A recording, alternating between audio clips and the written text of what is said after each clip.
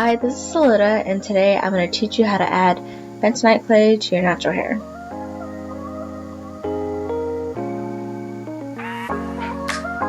So, other than the bentonite clay, the first thing that you're going to find is apple cider vinegar. Now, most people have the Trader Joe's brand, but we used all of that, so we didn't have that, but I'm pretty sure any type of apple cider vinegar will work just fine. You need your bentonite clay, of course.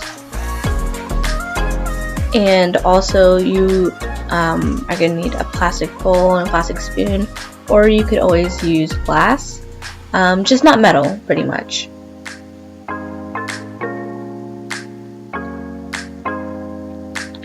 So I would advise you to start off by using the apple cider vinegar, by putting that into the bowl instead of the clay first, because when I was mixing it up, I kept finding that even though I was adding the apple cider vinegar, there were still spots where the clay was just dry.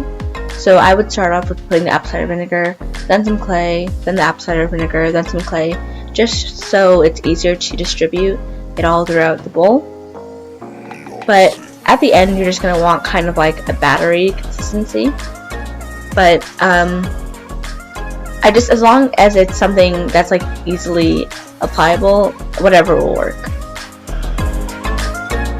Now, this has nothing to do with bentonite clay, but well, it does. At the end, like when you're washing out the clay, you're going to want to do some kind of like deep condition. So this is a deep conditioner I actually don't really like that much. So I just was trying to finish it up.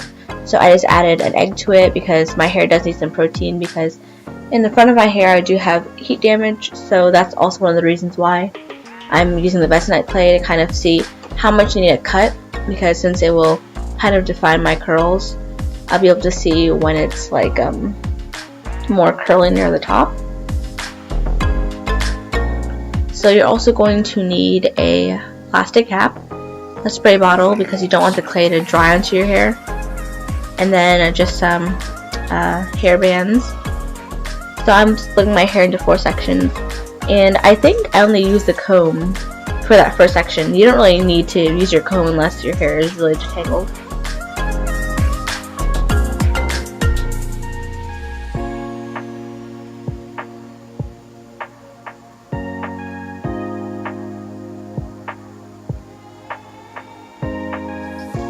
So you want to make sure that your hair is really damp when you're doing this. You just want to make sure all your hair strands are equally covered. And soon I'm going to show you how my hair looks close up. And this is not how it was at its most defined in the front. I'm going to show you again when it's more defined. But you can start to see some of the texture in the front.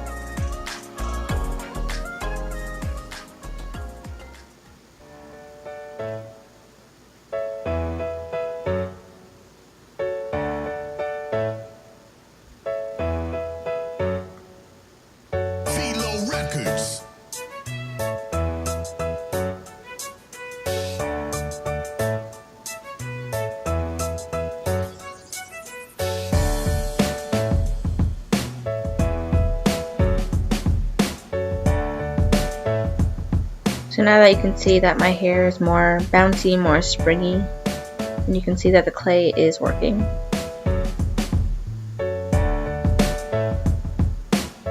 And up near the top you can see that my quote-unquote curl pattern is looser, and that's just the heat damage really. I just cut some of the damage off, so it's not bone straight.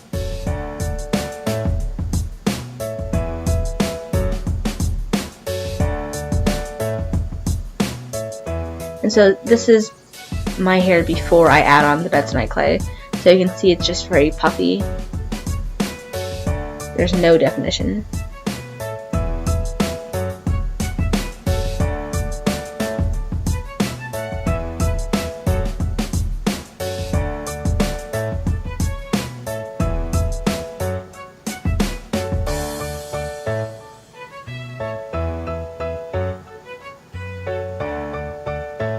So I think for the most part, I use 2 spoonfuls of the bentonite clay for each section. But, you know, think about how your hair is. If your hair is very thick or very thin, you might need to add more or less. Also, like the length of your hair. You just want to make sure your hair is really covered. I don't know why I'm like splitting apart my hair. If you really want the definition, I would advise not really touching it as much. I mean, you obviously are going to have to touch your hair, but you might want to use like, you know, a praying hand gesture instead of what I was doing, where I was kind of like just splitting the curls apart.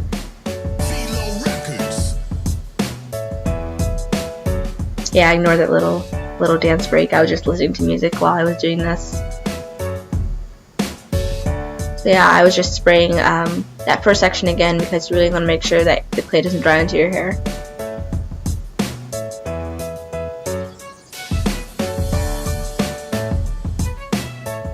So again, this is the back section. This part doesn't have any heat damage, but you can still see that my curls aren't very defined.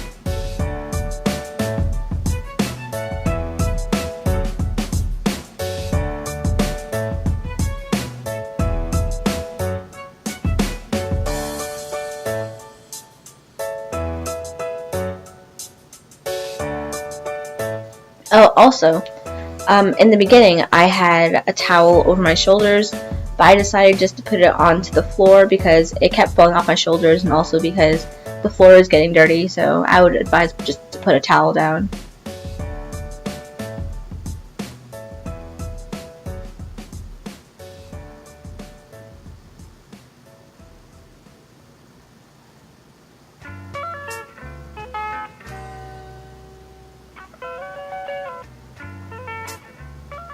So you can see now that my curls are like hanging more and they're much more clumped together.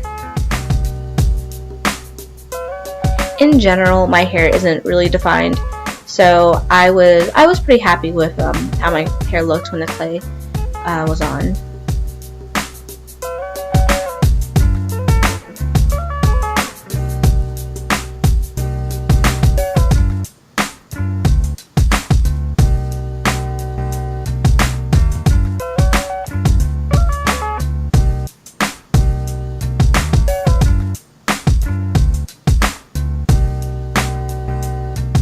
Oh, you also want to make sure that you're really getting in your roots.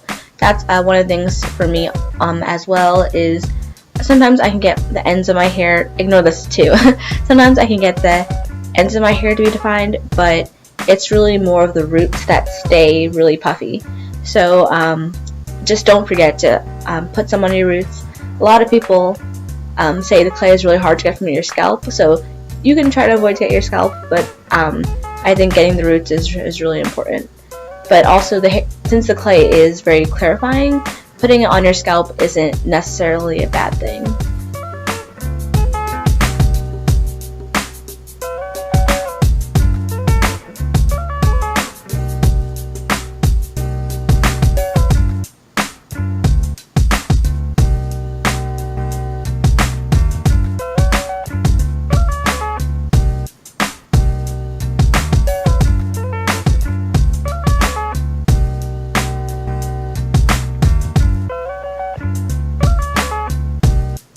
So again, you just want to spray water over the hair, like over the sections that you've already done, just to make sure they stay hydrated. And here I'm just applying it to my edges. I mean, they really don't need the clay on them, but I thought, why not? Yeah, so I got this really giant plastic cap from Amazon.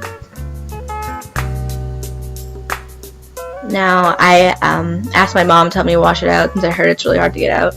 So I wanted to make sure that all sections were washed out. So you can see here how defined my hair was. Now, I can't really remember what other people do, but I don't think a lot of other people shampoo after this because, you know, the clay is so clarifying. But I didn't really know how else I was going to get it out. So I did shampoo my hair. I did add some olive oil to my hair. Sorry, not to my hair. To the shampoo so that it wasn't as stripping. But I'm not going to show the results of my hair when I wash out the clay right now. I will do that in like another video. Just because I was doing so much filming that day that I just kind of had to take a little break. But thank you so much for watching. That other video will be out very soon, and I hope this video was helpful.